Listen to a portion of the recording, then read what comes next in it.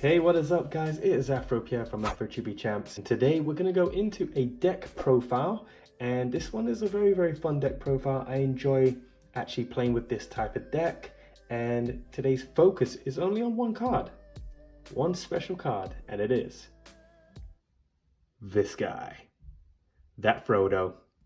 If you're ready, let's go!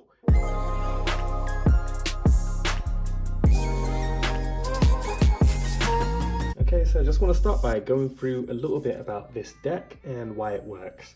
So this deck is focused on that Fro'doe, which I've mentioned, but the reason why it's such a kind of good engine and a good focus is because of his abilities and his actual attack. His ability reads, can free play a fighting type AFROCHIBI from your hand to land 1 with the power of 1 or 2.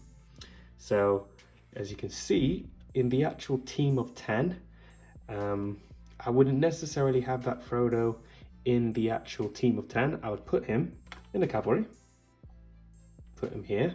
We'll go into his attack afterwards, but this just leads me to kind of this topic. So you get your power ones, nothing specific, no real focus on them. Obviously Dext will bring in an extra card, which obviously can go in handy when it comes to actually implementing this engine. So yeah, again, power 2s, nothing special, nothing specific, and it's when it gets to the power 3s and 4 is when you start to think of your actual engine here. Now, reason why is they're fighting types. These are fighting type AFROCHIBIs, and like I said, this ability reads fighting types. So the more fighting types you have, the more you can kind of focus on certain things that aid your fighting type AFROCHIBIs in terms of tactic cards. In your deck, I'd also suggest having 2 copies of the following cards. Detective, because you can free play with the ability fighting cards. Kid Sasra, power 1s and power 2s. There you go. So if you had 2 copies of these, that's another 6 AFROCHIBIs that you could bring into the game to use for power summons or just to kind of overwhelm your opponent in battle. So that Fro'doe already has a very strong engine in that way. Now, something else to point out is that Fro'doe's attack. You can free play 1 to the land where that Fro'doe is. You then must attack with that AFROCHIBI. Cost 1 energy only. So if you're unsure of what that means, is you could play, and I do recommend when it comes to your deck that you play 2 copies of these cards. So you can play a Loyal Hobbit. So wherever that Fro'doe is, so you've got him into the game from your cavalry line. You're on your opponent's battlefield, and wherever he is, you can free play any of these if they're in your hand. They attack there and then with the roll of the dice for their first energy. If you're unfamiliar with the game, you get 2 energies per turn. So you bring Loyal Hobbit in, or Lockbearer, or Legless, who is a super rare, great with radius.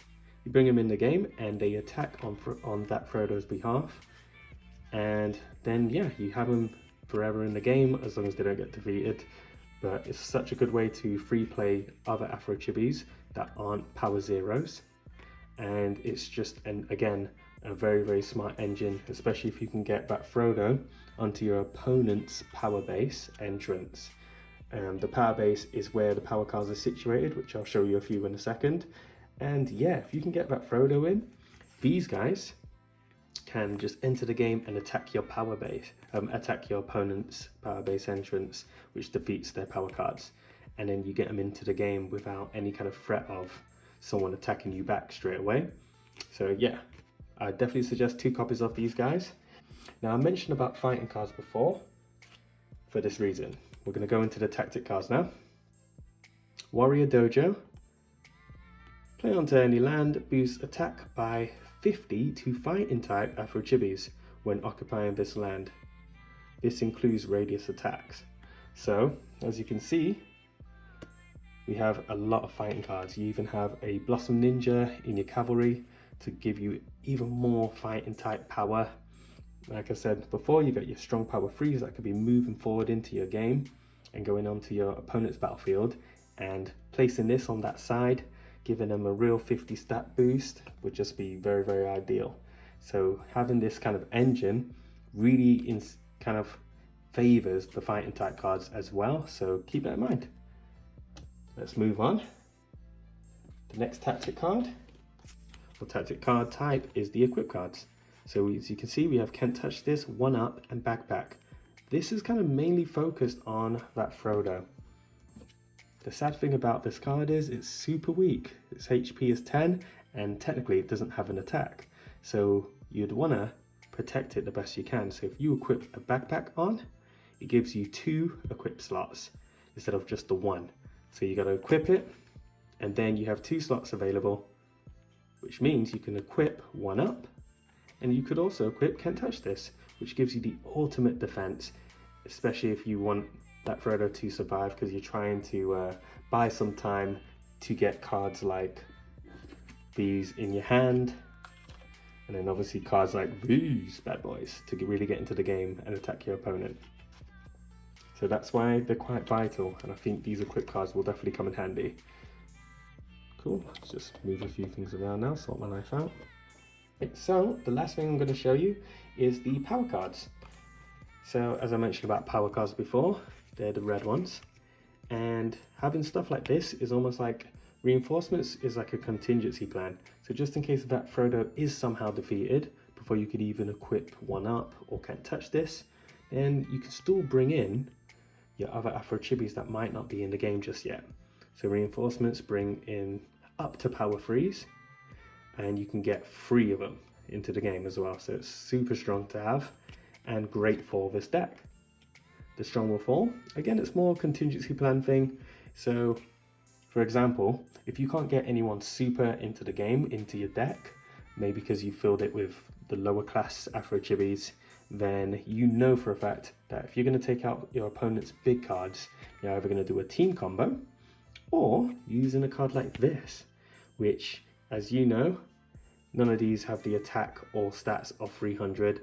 So if your opponents do have cards that are strong with the 300 attack or 300 plus HP, then you play this and they all get banished into your opponent's hand, which can cause them problems because they would have to discard, and as well as that, it'll cause them trouble because they would need to get them back into the game. So a great one to have there.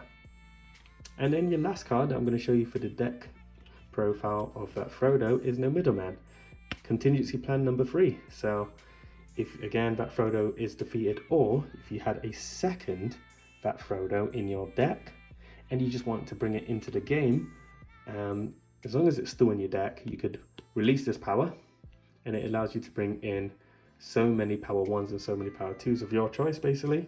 So you can get up to 3 of them again, and you can bring in that Fro'doe, another one, which means you have the opportunity to bring in so many different AFROCHIBIs and overwhelm your opponent that way. So there you have it, guys. That is the deck profile for that Fro'doe. I hope you enjoyed that engine. If you did, let me know what you think in the comments below. And yeah, if you can support the channel, that'd be amazing. Please share, like, subscribe, all of that stuff. And guys, I will see you tomorrow. Take care. Peace.